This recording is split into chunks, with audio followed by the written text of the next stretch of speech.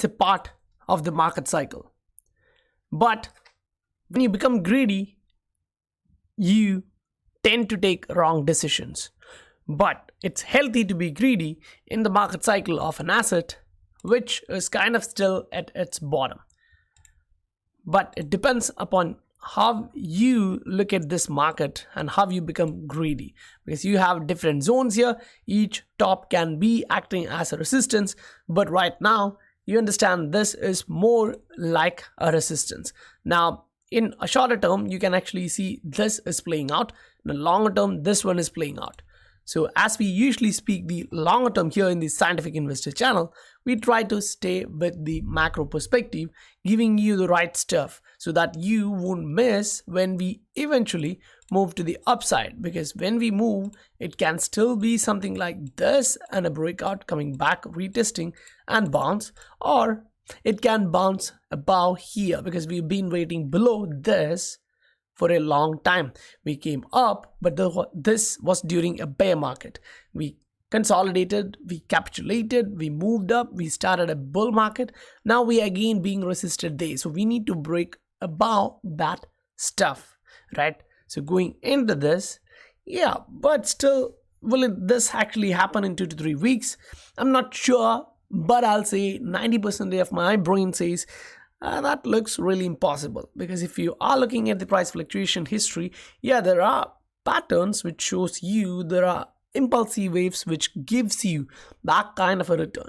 But the only way which I see this happening is something like this going live with majority of the central banks. Now when I say majority, it's not about 200 central banks in the world, but majority of the central banks who are working with Ripple, say 40 to 50 central banks. If you even get 25 of them going in through this, that's huge. Now this is a fundamental stuff which you have to understand. We've been talking through this, right? Through the portfolio assessment, a lot of different patterns, we're having a lot of different type of doubt, and I was saying this is going to happen today or tomorrow or a year after, but the infrastructure is being laid. Now you look at this and the level of confidence we had in the asset, this is becoming true. Now if you still say this is just about Ripple, the company and the software, you don't really understand what's happening here. Now you go through different tweets and this kind of just shows you what really you are looking at.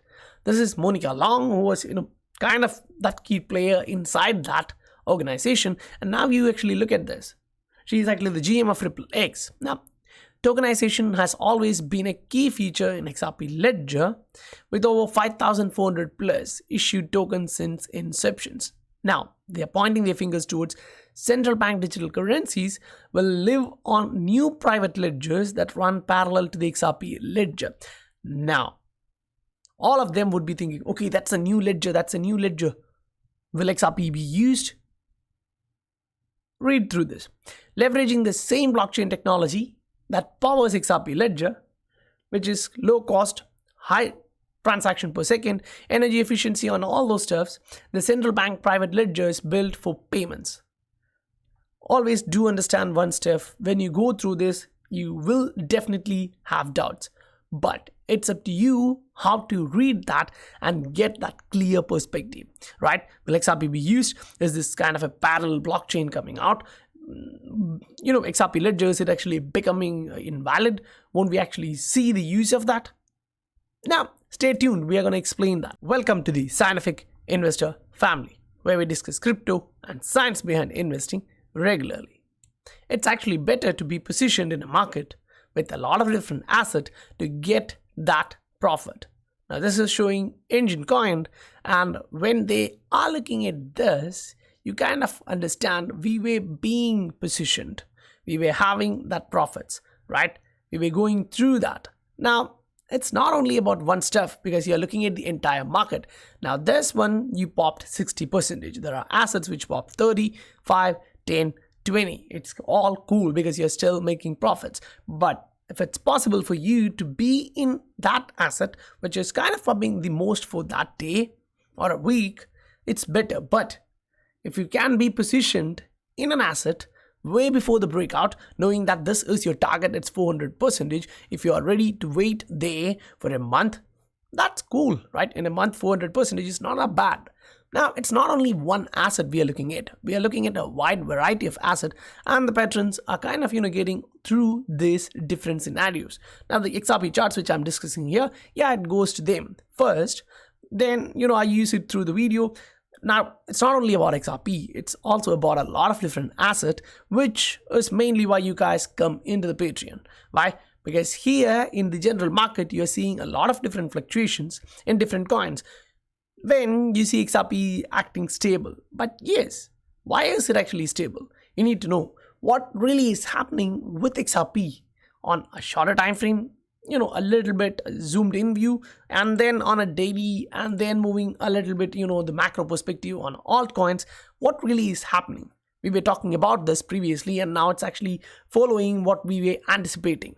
Now, let's get through detail. Now, the technical stuff here is important, but I think today, the fundamental stuff is even more important. Now, when you see this stuff saying, 80% of central banks are ready to go through their central bank's digital currency, they are looking at their options, how they can actually do this. And right now, you see central bank digital currency private ledger coming out from Ripple. So, the central bank private ledger is based on the same blockchain technology that powers XRP ledger. Now, if you look at this, they are looking for all these different stuff because they already understand that tokenization has been happening there, including its native digital assets XRP. Okay, this also means central bank digital currency private ledgers designed for issuing currencies, with over 5,400 currencies issued on XRP ledger over the past 8 years. Now, this can be leveraged as a neutral bridge asset for frictionless value movement between CBDCs and other currencies. Now, when you see, okay, we are going to get a private ledger, don't get confused. Read this again. Including its native digital asset XRP, which can be leveraged as a neutral bridge asset for frictionless value movement between central bank digital currencies. Now, you again look at this private ledger, parallel ledger, whatever you want to look at, but this is what is happening right now. Read this from Joel Katz or David Schwartz. XRP can transact on private ledgers, just as non-XRP transacts on XRP ledger. This gives issuers who are not ready to transact on a public blockchain to still interoperate with XRP. Now, what is really important here? Previously, we all know central banks or banks who did the pilot said, okay, this is best, this is absolutely stunning, but we can't actually go and use this because this is a public blockchain. They don't actually want to show how much a central bank is sending or a huge bank is sending. Now, if they can create something like this for central banks, automatically they can do something similar for domestic transactions for banks if they don't want to be on an open source public ledger, right? And that opens up a huge market again for this. Why? Because the interoperability layer is the best thing you have to look at. The Interledger protocol, which would be connecting all of this stuff which is coming out from Ripple, it's going to be huge. Now, read this again so that you don't misunderstand. Native digital asset XRP can be leveraged as a neutral bridge asset between CBDCs. Now come back here and read what David Schwartz is highlighting. XRP can transact on private ledgers. So what is the private ledger here? It's for central bank digital currency. And what they are looking at, making it as a neutral bridge asset for the central bank digital currency transaction. Money moving on central bank digital currency private ledger will be cost effective, reliable, and close to instantaneous. Now, this is what they actually want. Why? Because this is already a scalable network with tens of thousands of transactions per second. They have the ability there. And right now, if you are looking at this, this is 61,000 times more efficient than public blockchains that leverage proof of work system. Now, all of these, when they are kind of going through and highlighting this, you do have to understand this stuff, which is really important. The central bank digital currency private ledger meets even the highest of security standards for central banks, with each having complete sovereignty and ability to customize based on their unique privacy and policy requirements. Previously, the central banks and banks who actually went through, say, the monetary authorities in Middle East, say SAMA, also came out and highlighted, yeah, this technology is cool, but the issue is we don't actually want others to see how much we are sending to which central bank or how much we are dealing with in terms of the sum, right, the money. Now it's time for them to use this, because they were actually waiting for something like this, and Ripple, the company, was working so hard to generate something like this. Now it's coming. We are currently engaged with central banks around the world to better understand their goals and assess how central bank digital currency private ledger can help achieve what they want there, right? So read it again. We are currently engaged with central banks. Now, those guys who come out and say, okay, even though XRP is going to be used as a bridge asset, the value won't rise. Why? It's so fast. Now, that's the dumbest. Yeah, basically, that's the dumbest stuff I have ever listened. Now, yeah, one part of the logic is there. You're entering with, say, euro, changed it into XRP, cool, and then in 3 seconds, you're moving out, XRP to euro, or euro to XRP, and then to another currency. So the destination would always be similar, right? Currency A moving towards XRP, then towards currency B. But what they don't understand is XRP, or the XRP ledger mechanism, has something which is known as burn rate, right? Each transaction kills or destroys a particular amount. Now that's for the safety of that transaction too. But do understand, it's a teeny tiny bit when you just look at it. But when you're looking at central banks, they are not going to move small amounts of money. Previously, you were talking about, high frequency but low value payments. Otherwise, high value, low frequency payments. But right now, this is kind of, high value, high frequency corridor. If a bank in,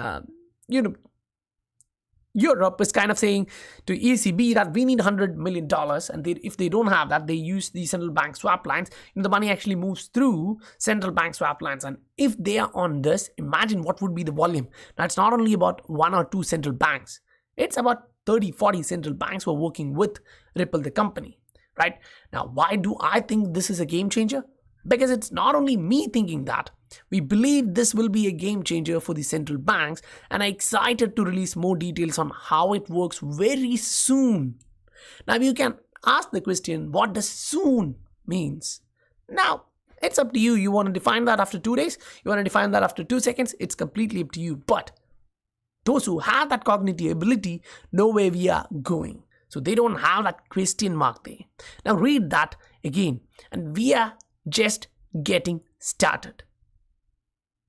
Believe it or not, I'm completely sure that my investment in XRP, for me, is one of the best investments I've ever made. We are also working on a fresh approach where central banks will be able to join a network of central bank digital currency ledgers that enables full settlement interoperability while allowing each member to retain their monetary and technological independence.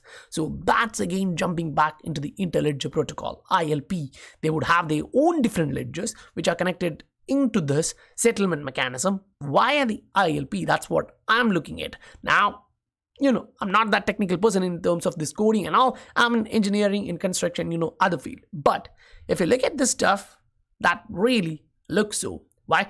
Again, we believe this is a game changer for central banks. That's why I always say XRP, it's the central bank's law. If you believe it or not, this really is happening. Now, look at all these stuff which is coming out. They kind of shows you that clearly. Brad Garlinghouse just filed this. And when you actually go into this one, it's kind of the response towards that SEC claims or allegations. And this stuff is really cool. You can actually read through it, but I won't actually take you guys through the entire stuff. We actually know what it's really about. But the simple stuff here is they actually SEC claimed this, that, Brad did this, Chris did this and all. But if you look at this, this is a clear response in which it clearly states they haven't actually done anything wrong. Now, say if I'm the CEO of a company and they are giving me some, say, XRPs, saying you can't use this for 2 years, you can't sell it. Okay, fine. After 2 years, I'm a human being. I would be taking 5%, 10% profit whenever I want, because that's my unit, right? It's my personal units. Say you hold 1,000,000 units of XRP.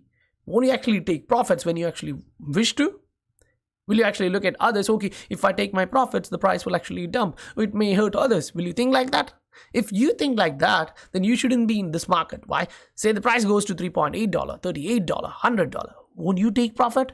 Now, when you take profit, you are taking profits from idiots who are entering into the market at that time. That's how it works. Whether you're offended or not, that's the truth, right? It's buy and sell, supply and demand. You are selling your units into the market, that's the supply, and someone else is buying that with, now that's the demand. So that's how it works. When we went to $3.8, I was one among that idiot who was still buying. I was trading. I was taking my profits, waiting for another pattern, was going in, buying in, averaging up. So I still bought at 3.3, 3.8. So, I'm not offended with using that word idiots because that's how the market works. Now, if you learn something from that, that's how you stand back up and fight, right? So this kind of shows you clearly. Say forever here, this is one of the important quote which I like. Moreover, in 2015 and again in 2020, Department of Justice and the Department of Treasury's Financial Crimes Enforcement, the FinCEN, they found XRP to be a virtual currency. Now, that's two agencies inside the United States of America saying this repeatedly over the time of 5 years, saying, buddy, this is the stuff, you have to manage this for this, meaning it's a currency and you have to follow these rules so that that currency can be used appropriately, abiding by the rules. So for me, the case is kind of closed because they were closing, SEC were closing their eyes for 8+ years. What were they doing? They didn't get their salary for 8 years? They did, right? So, there's no such common sense in that. Now, this tweet from Joel Katz again shows you something clear, right? He's actually pointing towards this article we just read. Now look at his perspective towards this.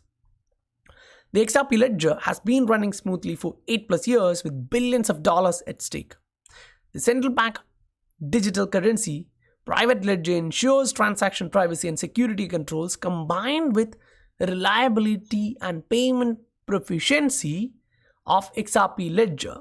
Best of both worlds. So what are they pointing about? They are talking about the XRP ledger itself. So personally, I believe the settlement mechanism would be something which gives them, the central banks, the privacy which they need and the security which they need, along with the power of XRP ledger for settlement. I'm personally looking at that and I believe strongly that this is going to happen soon. Now, yeah, the technical stuff, it's important too. We have to look at that, right? So right now, if you are looking at this market, you kind of see this stuff, which is the altcoin market cap, which is moving up. I posted this previously, right? In the Patreon, first, and then I explained that here in the videos too. So you guys get the information. Now, these are the charts which I post in the Patreon regularly on a daily basis with different opportunities. And that's why guys are taking profits. They're making that. Why? Because they see opportunity, and that is the most important thing which I believe. Now there is a lot of different stuff which are really important in this market. You have to be patient. Even if you see this as an opportunity and you see a target there, if you don't have patience to ride that, you don't have to enter the market. If you see some opportunity on a weekly chart, remember that's on a weekly. You need many weeks to reach to your target. If you don't have that, don't enter the market. You see a 4-hour chart, yeah, it may be fine. In 2 weeks, 4 weeks, your target will be done. So it's better to always understand your risk tolerance with time and money. So anyway, this altcoin actually shows you the RSI trend, which is showing you that the possibility is to the upside. We can move to the upside. Now at the top, if you're looking at the price, it went above the all-time high. We were discussing about this consolidation, moving inside here, going towards retesting that recent high, coming back into the trading range, finding some demand, going back up. This consolidation can consider, say, 1, 2, 3, 4 weeks that can continue. We actually see that here, right? Even after a little bit of pump, we had like 3 weeks of consolidation. Then we went up, we had like 15 weeks of consolidation. So these are fine.